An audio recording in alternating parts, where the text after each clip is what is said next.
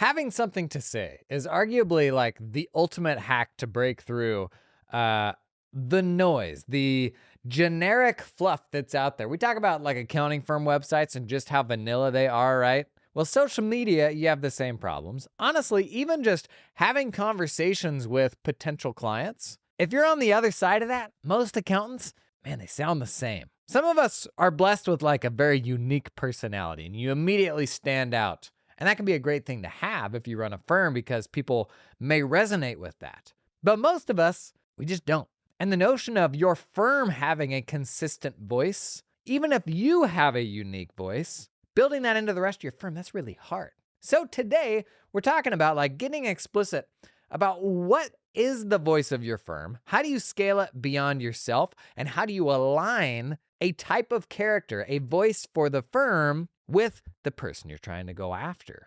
The needs of a specific individual where like a specific type of voice will resonate best with them. How can we kind of craft the best Venn diagram there? Come on in, let's talk about it.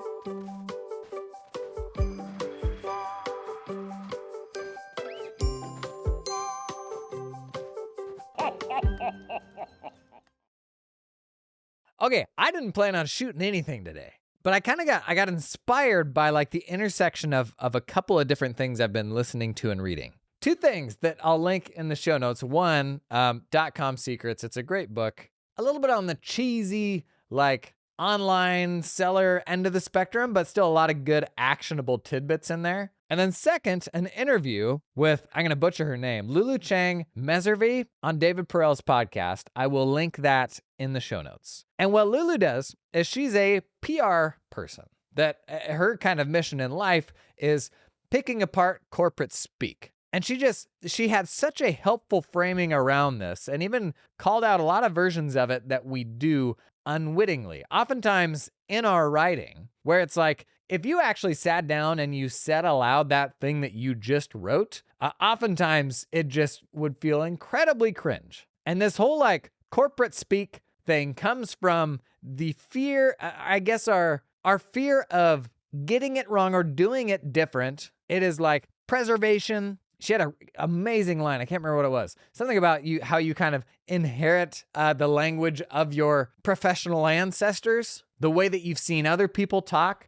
that came before you. But doesn't that kind of defeat the purpose of your existence? That's a little extreme, but like, doesn't that defeat the purpose of then you having a voice if what we say is just a product of what we've seen other people do? And I would argue, like, this is a huge problem in accounting firm websites where everything looks the same and people are afraid to do something that looks different. In fact, we heard from Logan Graff recently, who runs an accounting firm, publishes YouTube videos breaking down his entire income statement where anybody can pick that apart. You have a firm owner showing how much money he makes. And it's a pretty positive story. Like, he's making good money. He's increasing prices pretty aggressively on people year over year. And then he still goes to YouTube and publishes his entire income statement. Meanwhile, most accountants, they're afraid of literally like commenting on a social post because what if a client sees it? Or posting something for beekeepers because what if my carpentry client sees it and they're going to think I'm not for them? Like, we have so much of this sort of like spotlight effect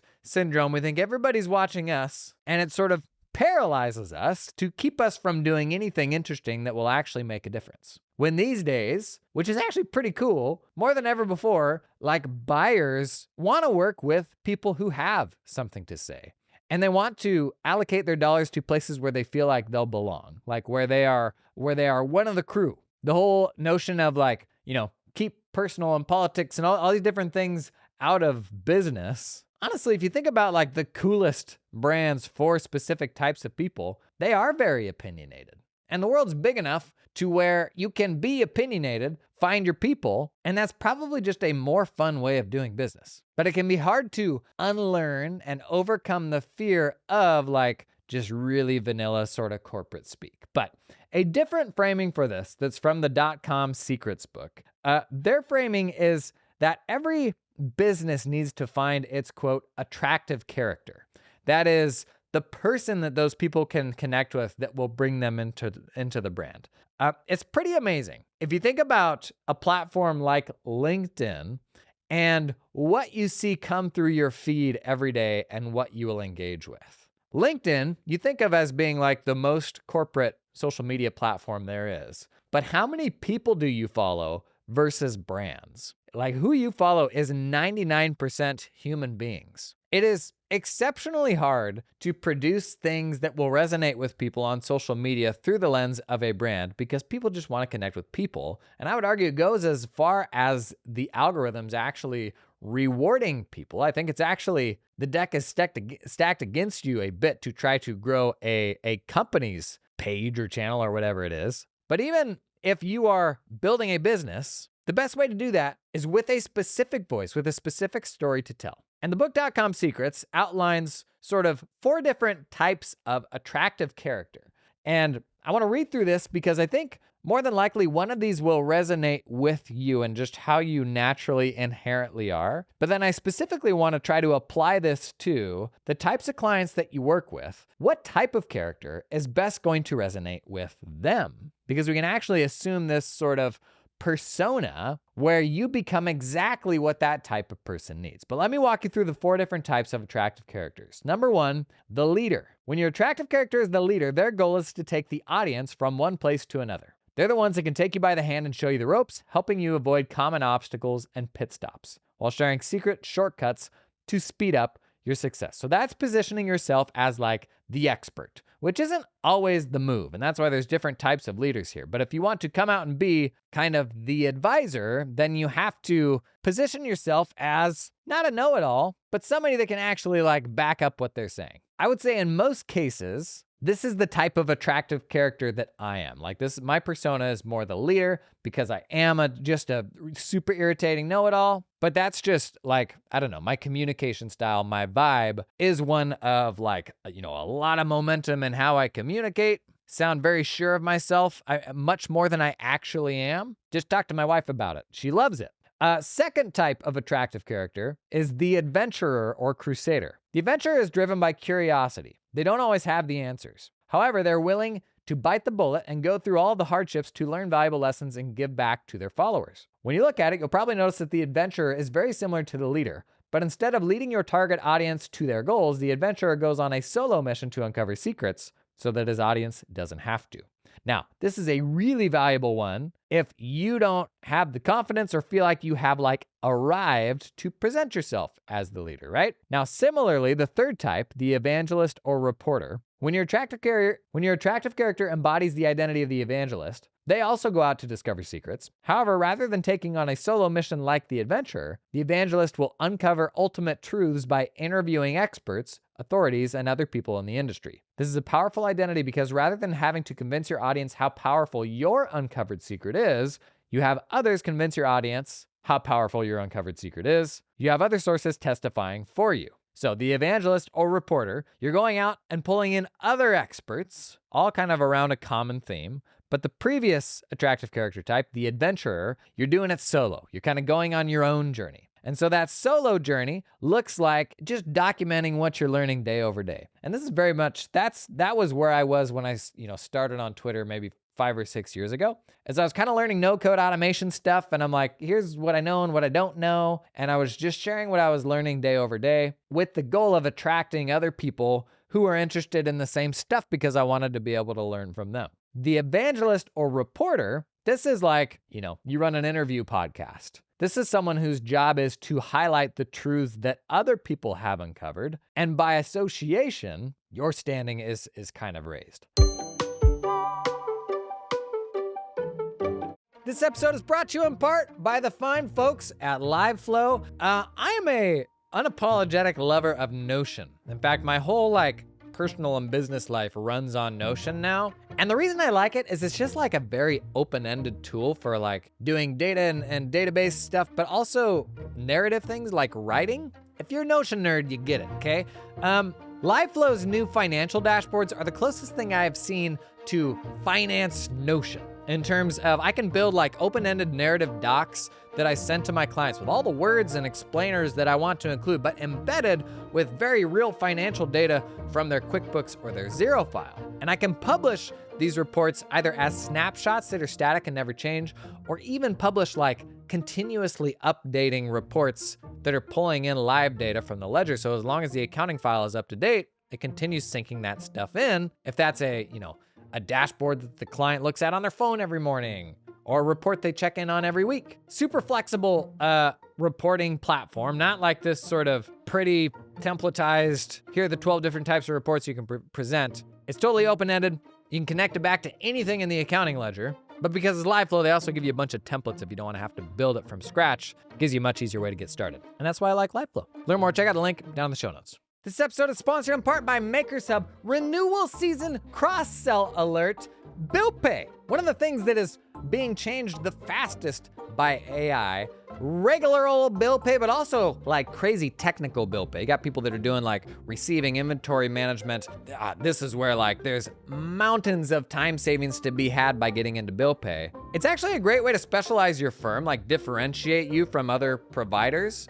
If you're looking for a way to get a foot in the door with folks doing, manufacturing, anything that requires warehousing, having a service like this that you can crush and come in and get an immediate win with someone, especially as there's so much marketing hype around AI, if you can be the accounting firm that's like, man, AI is totally transforming this type of business, and our firm's gonna come in and show you how. Really cool opportunity. MakerSub, more than anybody else I've seen, is leaning into AI vision models and large language models to push this stuff like to a level that's never before been possible. If you're looking for a way to spice up renewal season, think about bill pay. I did it in my firm, led to actually a bunch of other great cash advisory services. Could be worth checking out. Learn more about MakerSub. Check out the link down in the show notes. Last, the fourth type of attractive character, the reluctant hero. Then there's the reluctant hero identity. The reluctant hero is shy and doesn't like all the hype and attention that they're getting from their amazing discovery. They'd rather be behind the scenes of it all, minding their own business. However, they understand that the secret they discovered is so powerful it has the potential to change millions of lives, including the lives of your target audience. So out of a sense of duty, they break out of their comfort zone and share their secrets with the world reluctantly. That one might resonate with a lot of you. The folks who are like, I super don't want to get in front of the camera, like this isn't a comfortable thing for me. I'll tell you what, the notion of being able to step into this identity, like may actually make this a lot easier for you. It is okay to be reluctant in doing this stuff. Like you don't have to come, I certainly was not as comfortable as I am today in front of camera and giving talks at conferences and stuff like that. By no means did I have that confidence when I first started out. And so it's completely okay to step into the role as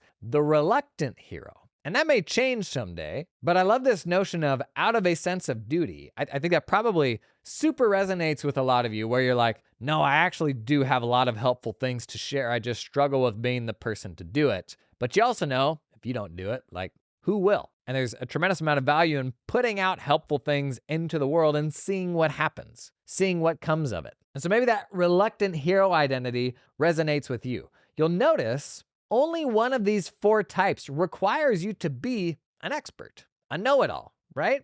The adventurer is about you going on a journey and sharing the journey. The evangelist is about you pulling in the people that you think are interesting and picking their brains. The reluctant hero is you being like, I think we found something and it's hard for me to do this, but like I'm going to talk about it. The reality is if you run a firm and you're helping people, you have a lot of expertise that would benefit folks. Like even if you're not confident writing online, you're not confident producing videos, you're not confident taking sales calls with potential clients. If you're in the business of doing this, like you are leagues ahead of the regular old like everyday people who don't do this stuff.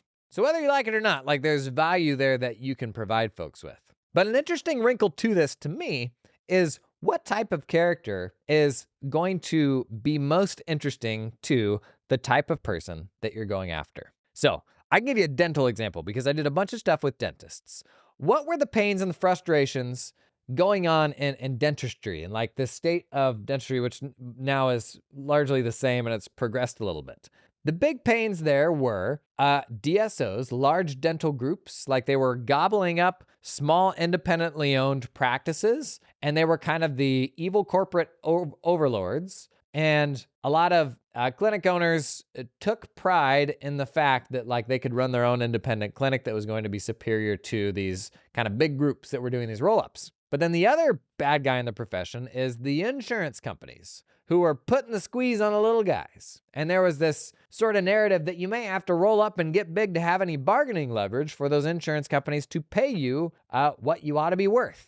And so you had all these independent docs that felt like they were in this impossible situation where they were unwilling to sell out to the big groups. But by doing so, were left like picking up the scraps and didn't have any leverage over the insurance companies and were just kind of stuck with whatever they would pay them.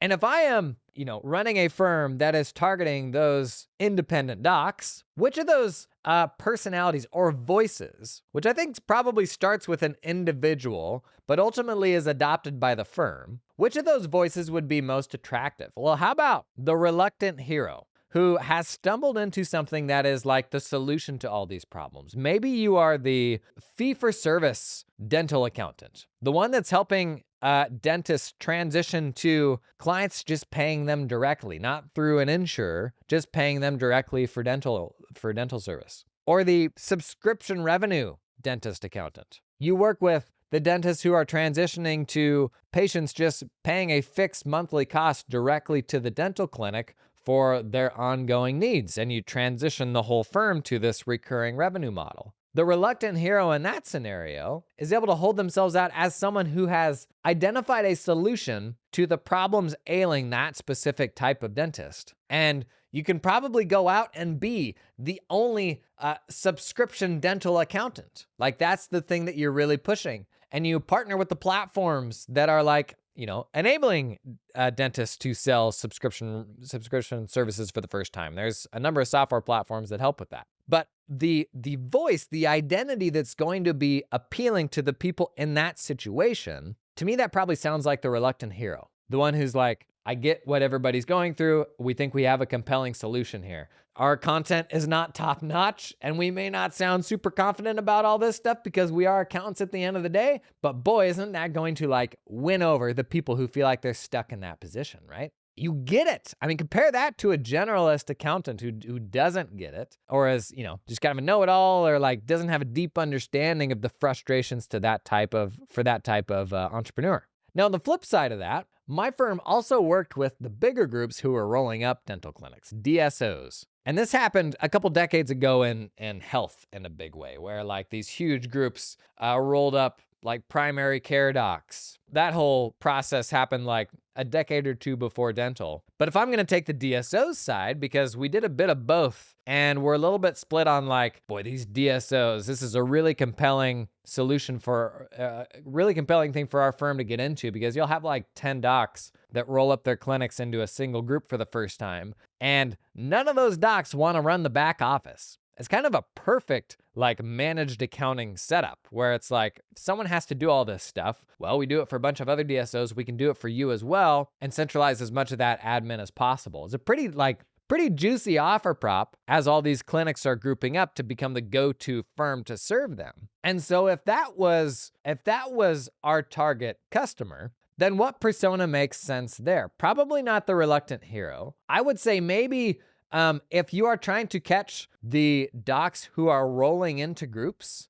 I think the appealing thing there may be the adventurer, as you are like sort of discovering this journey in the same way that they are. You're learning what it looks like, the differences between running your own clinic and rolling your clinic into a group. You're sort of sharing what that journey looks like. Maybe you can be the know-it-all. Maybe you can be the super confident voice to say like, here are the upsides and downsides of doing this, but we believe in it, and that's why we support people, because PE is going to come in and you're going to get that multiple. Spoiler alert, you won't. But let's say PE's back channeling you enough money for you to actually believe that. Then you come out as the leader. You're the expert and you have something to say. That's going to be probably the best profile of an attractive character for that type of client. Whatever the client is that you are going after, there's probably a style of attractive character and voice that is going to be most attractive to them. And most of us are early on enough in the journey where it's probably us that is assuming that role, playing that character. But the problem you eventually have there is, well, what about when I want to grow my firm beyond just myself, right? What if I want to hire a marketing person or not be involved in client service quite so much? Now somebody else has to play the role of the attractive character. But that's the value to me of being able to define what it is. if we circle back to the conversation with the PR gal, how you do communications as an organization, if you can do that in a human and consistent way, that's really, really valuable. And so what we're trying to do is not just mimic Tina's voice. Whoever the original founder of the firm was, the goal shouldn't be, let's just sound as much like Tina as we possibly can. The idea is like you have a very intentional voice that resonates with a specific type of person. And once we've defined what that is, it's much easier to plug other people and content into that in a way that will actually convert and be useful. I think most firms, they haven't gotten this explicit about what that voice is.